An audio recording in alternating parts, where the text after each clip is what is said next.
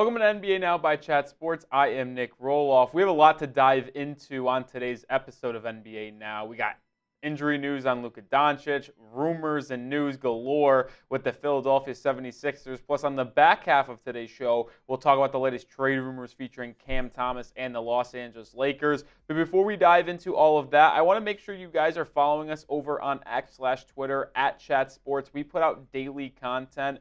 And it is more than just daily. We put out a bazillion portions of videos, short form content, original tweets as well. So make sure you're following us over on Twitter/X at Chat Sports for everything you need surrounding the NBA, NFL, and college football.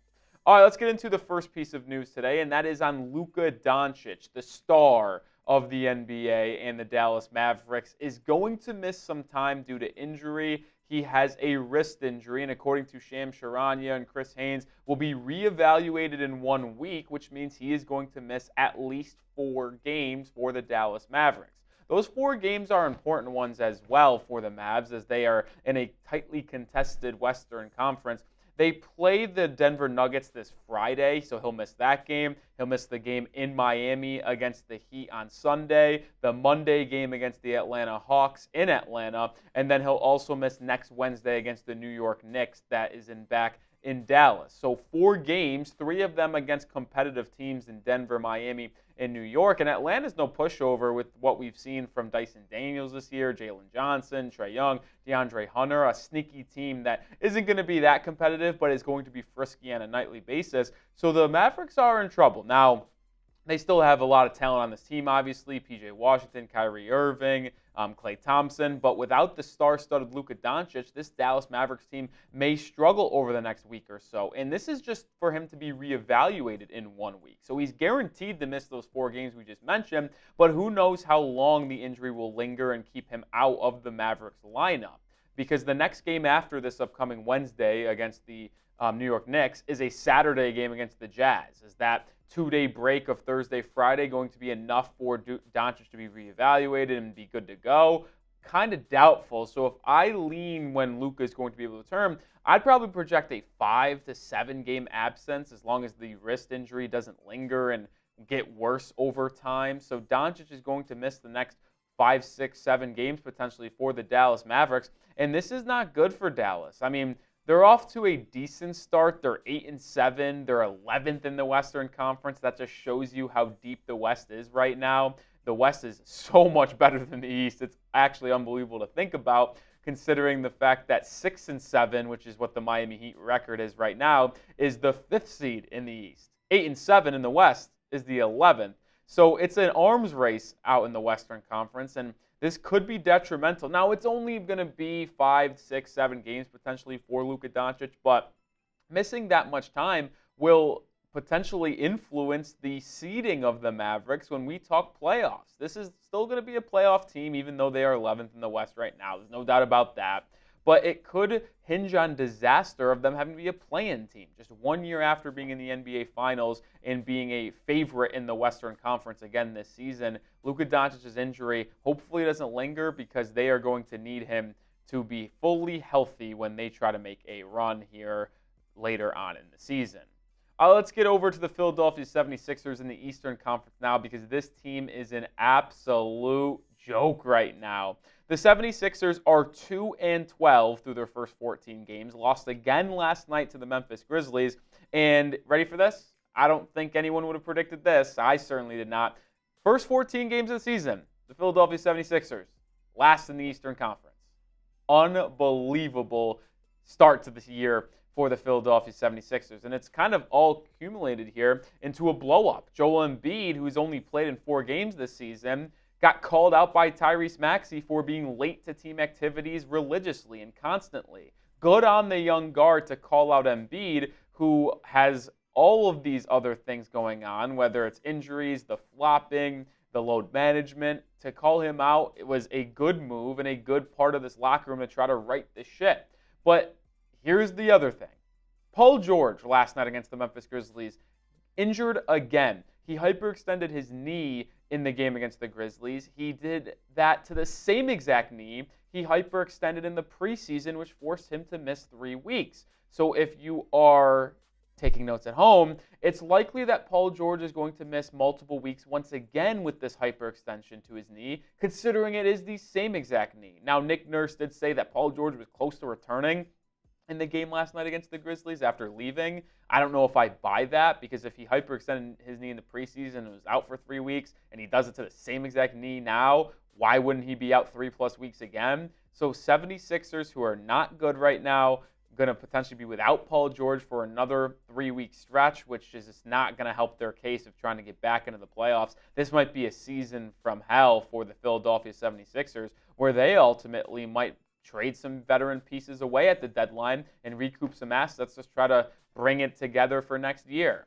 Now, before we round out the conversation on Philadelphia, I want to go back to the Joel Embiid call-out, because he did respond. That call-out allegedly happened after the Monday night loss to the Miami Heat, where the entire team struggled. They couldn't even eclipse 90 points against Miami. Well, Embiid bounced back last night against the Grizzlies with 35 points and 11 rebounds. Got to the free throw line 14 times and made all 14 free throws. So Embiid doing what Embiid does last night against Jaren Jackson Jr. and the Grizzlies, but it still has not been a good start to the season for them. They've had people in and out of the lineup with Maxey, Embiid, and Paul George. Jared McCain is the only mainstay. He's the favorite for Rookie of the Year right now. But this team is not looking good. And even when they had most of their team healthy, they still were not able to really take advantage of a Memphis Grizzlies team who is very good, but not as good as the projection of the Philadelphia 76ers coming into this year. This is going to be an intriguing kind of 2-month stretch here until the trade deadline for Philadelphia.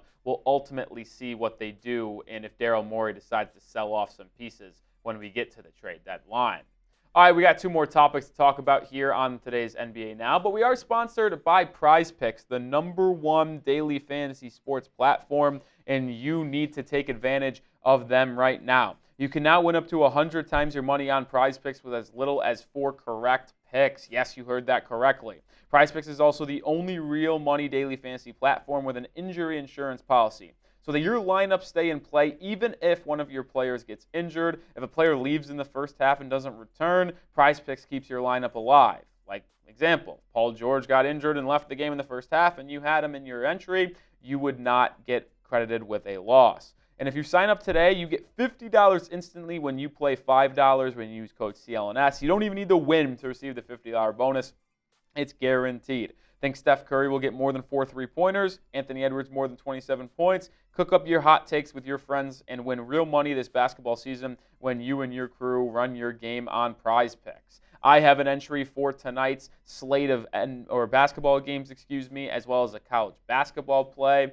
I got more than Stephon Castle, 8 rebounds and assists, more than Anthony Edwards, 26.5 points. I told you, Anthony Edwards more than 27. And then R.J. Luis Jr. on St. John's against Baylor, 22.5 points, rebounds, assists, taking the more than there. You can take picks like this. You can cross over sports like basketball, football, hockey. You can do it all over on Prize Picks. So make sure you get started today and download the app. Use code CLNS to get $50 instantly after you play your first $5 lineup. Make sure, download the app, code CLNS, $50 instantly after you place your first $5 lineup when you use code CLNS. Prize Picks, run your game. That link will be in the description and comments of today's video. All right, let's get back to some NBA news and rumors here, and we're going to talk about some trade rumors now in the back half of today's show. Lakers, are they making a move? Because Charania reported that the Lakers are looking for big man help on this roster, and they are doing it already this early in the season. They're very active on the trade market, according to some NBA rumors and insiders here. And we were kind of speculating on who and what big men they could be interested in. There's been a lot of rumors linking them to the Utah Jazz center Walker Kessler, but that price point from Danny Ainge might just be too high. They're probably going to ask for 2 first-round picks and maybe some other assets as well. Kessler's one hell of a rim protector and young center, but I don't think it'd be worth trading 2 first-rounders for Kessler. So other options that can help bolster this front court, as they've gotten nothing from Christian Koloko, nothing really from Jackson Hayes, and they're searching for some help inside. I think someone who has been linked to them in the past is Jonas Valanciunas over in Washington.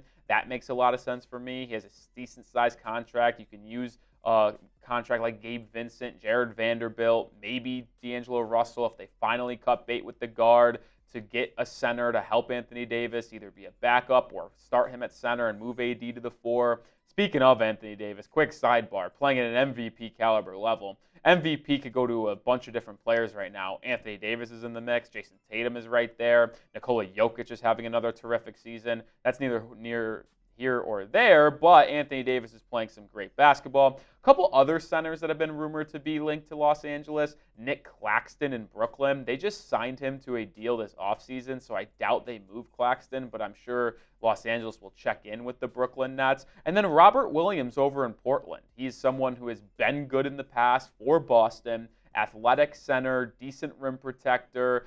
The issue with him is that his injury history is lengthy. You can't guarantee he will ever be healthy, but if he is able to stay on the court, he can give you a really good 14 to 16 minutes a game using his athleticism, his rebounding, his physicality. He is an excellent rim protector. He was viewed as a long-term center and front court piece for that Boston Celtics team before they traded for Kristaps Porzingis, but they just had to finally move off Robert Williams because of his injury history. He could not stay on the floor, but I remember watching him in the bubble against the Heat, watching him the following season as well. He was always a difference maker when he was on the floor. We'll see if the Lakers ultimately make a move for Robert Williams. He's a name to keep your eye on.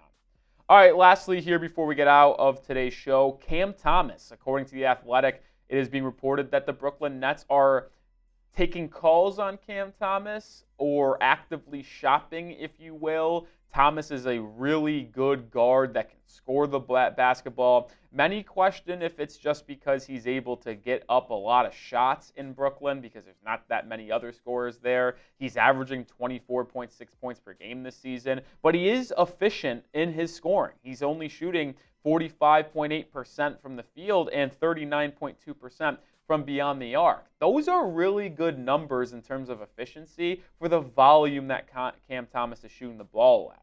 If you would have told me he was shooting 41% and 36% from 3, that 24 points would not be as impactful for me because due to the efficiency, he is able to really be someone that I think could benefit other teams in the NBA. I question how much he actually impacts winning basketball potentially, but I think he would be an excellent addition to a team looking to bolster their bench. I don't think he could be a lead guard on a championship contending team by any stretch of the imagination, just due to him being a little bit undersized, really not putting a lot of effort defensively. But if you're looking for someone to come off the bench, be a Jamal Crawford, Lou Will type, throw it back to the mid-2010s, and be that sixth-man super sub to give you a scoring jolt off the bench, I think Cam Thomas could absolutely be that guy. I'd be curious to see what his price point would be in a trade, especially since that defense isn't that good and you're essentially acquiring a bench scorer, maybe a first-round pick. I would doubt that it would be anything less than that, but I also don't think it would be anything more than a first-round pick.